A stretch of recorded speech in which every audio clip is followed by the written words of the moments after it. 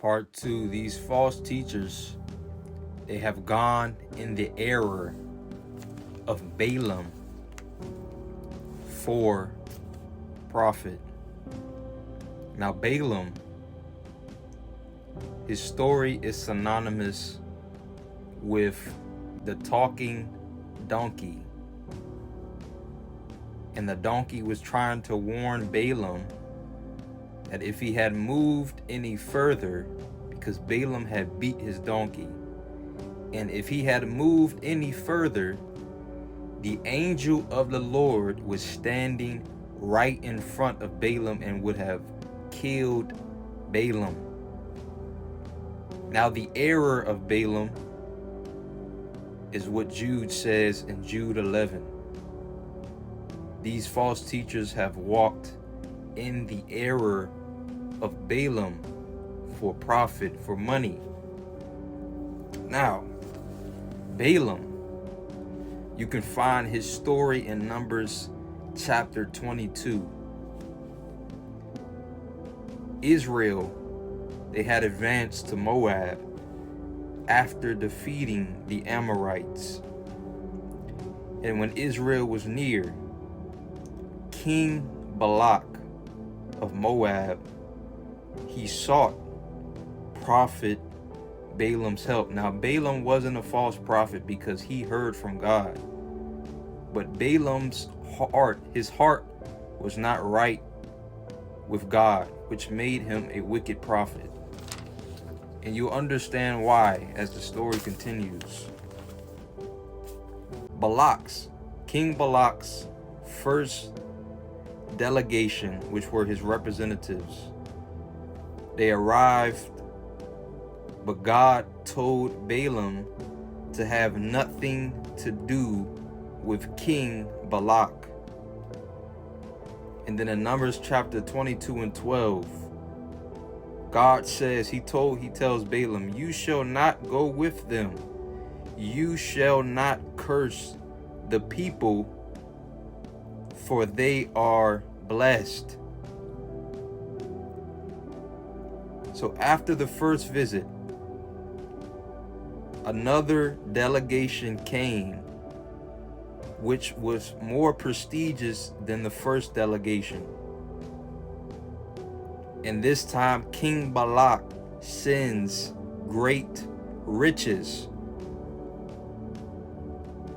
And Balaam wanted to go, and so God in turn let him go. And this is where Balaam's heart wasn't right, because his heart lusted after the riches and the prestige of King Balaam. And God, when he sees you lust after something, you have a burning heart desire for it, he will give you over to your desires. Romans 1 and 24 says, God will give you over to what your heart lusts for. And so as Balaam is going to see King Balaam, God warned Balaam to turn back. But unfortunately, Balaam's heart lusted after the riches that Balaam promised him. Numbers 22, 21 through 39, you can read this. Balaam ignored the warnings that his donkey gave, that the Lord spoke through the donkey. And so we see in Numbers 22 and 34 that ultimately Balaam repented. The angel then tells him to continue on, but God knows the heart. And the Lord told him to only speak, the angel of the Lord told him to only speak what the Lord tells him to speak. But even so, in the back of his mind, Balaam was scheming on figuring out a way to get the riches which he so lusted after.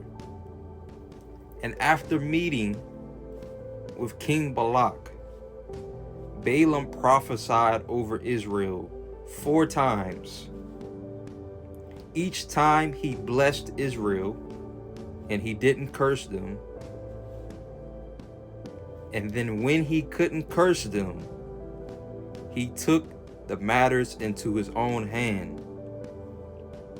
Balaam schemed, and he suggested to King Balak how he can curse Israel. So he told King Balak, he suggested to lead Israel into fornication and idolatry, which God hates.